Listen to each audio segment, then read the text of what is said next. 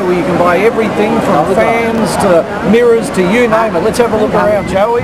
This is our friendly cameraman here. Yeah. Thank you very much. Thank you to you. What else is there to say except that shopping is crazy, super, big time, happy fun.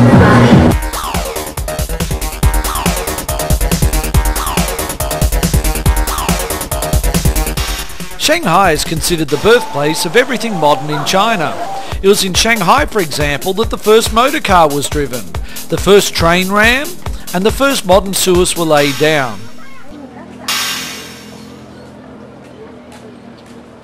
Well, we've done all our crazy shopping for the day, having crazy big time fun, so now it's time for a bit of relaxation to head into the Yuan Garden, which is the most famous garden here in Shanghai. Let's go in and chill out for a little while, shall we? Come on, let's go. Now this is far more peaceful, and this is more like my idea. A relaxing garden, some swans, some fish, and time to just unwind and relax in the quietness that's in Shanghai as well as all the chaos and loudness. Let's enjoy it. The Yuan Gardens were first established in 1559 as a private garden created by Pan Yuanzhuan, who spent almost 20 years building a garden to please his father Pan En, a high-ranking official in the Ming dynasty. Today the Yuan Gardens occupy 2 hectares or roughly 5 acres of area and are divided into 6 areas laid out in typical Suzhou style: a grand rockery, a spring hall, an inner garden, a jade hall, a lotus pool and a 10,000 flower wall.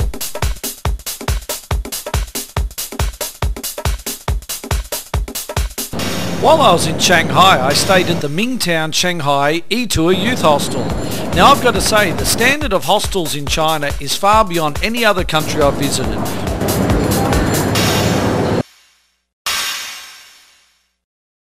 Well, I thought rather than waiting to have a shower and being all freshened up to then do this part of the interview, I should talk about what it feels like once you get back and you've been walking around in the humidity, the sand, the dirt, the noise, the chaos, and not to forget our quality products that we bought at the Yuan Bazaar. Well, it's been a great day, and we work out that I've walked about 12 kilometres so far, which is a bit of an effort. So until tomorrow, let's get some more adventure and some more sleep. I'll check you then. Bye for now.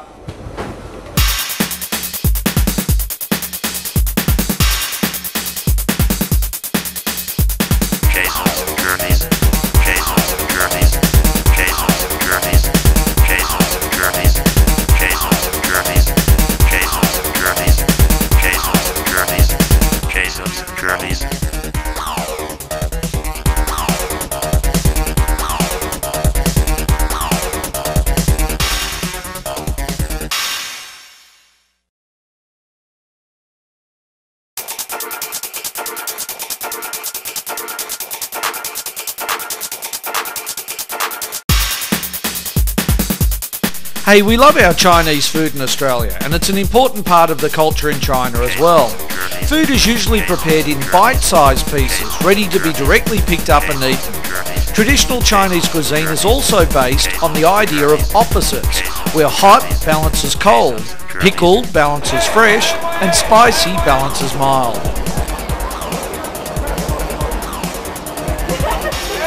When in Shanghai, make your way to Wujiang Road, where some of the best food and eating is to be had. There are so many stalls, you'll be there for ages.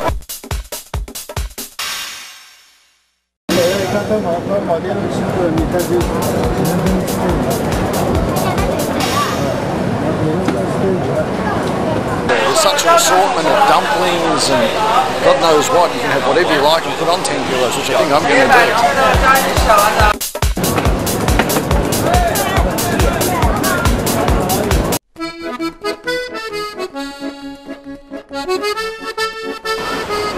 The Shanghai French concession, or the Concession Française, has been established since 1849 and was progressively expanded in the late 19th and 20th centuries. The concession came to an end finally in 1943.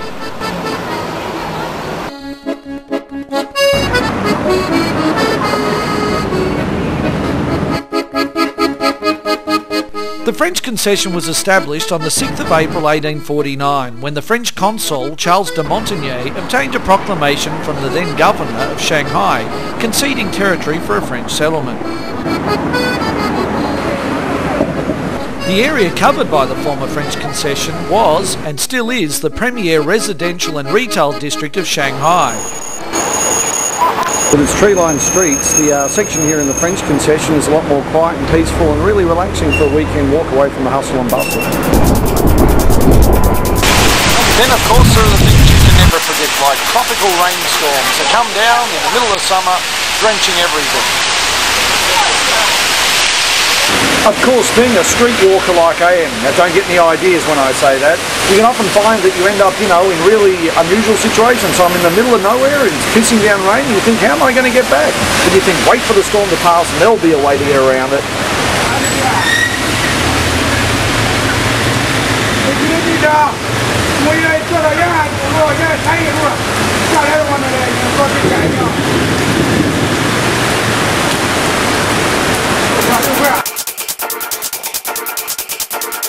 Okay, so it's half an hour later, it's still pissing down with rain, and we're still just going to wait around. But the good thing with China is tea houses everywhere, so I reckon we get indoors, get a cup of tea, and relax until the storm passes.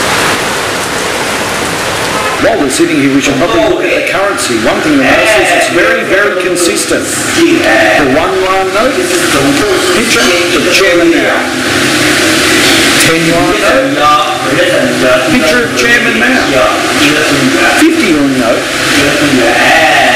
picture of chairman now. And of course the 100 yuan note, surprise, surprise, picture of chairman now. Okay, so at this point there's good news and there's bad news. The good news is the rain's eased off. The other good news is I've just drunk a long liquor beer in 30 minutes, so I couldn't care if it was raining molten lava. The bad news is I've just drunk a pot of tea, a long liquor beer, and it's raining, so you know what I've got to do next?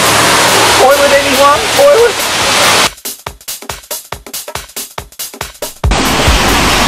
Okay, so now we're back on the main street in Nanyinglu, and we're heading back to where we're staying, and tonight it looks like we're going to head out again and have some Saturday night fun here in the best city in all of China, Shanghai. Wait till we get to Beijing. Might change our mind. Bye for now.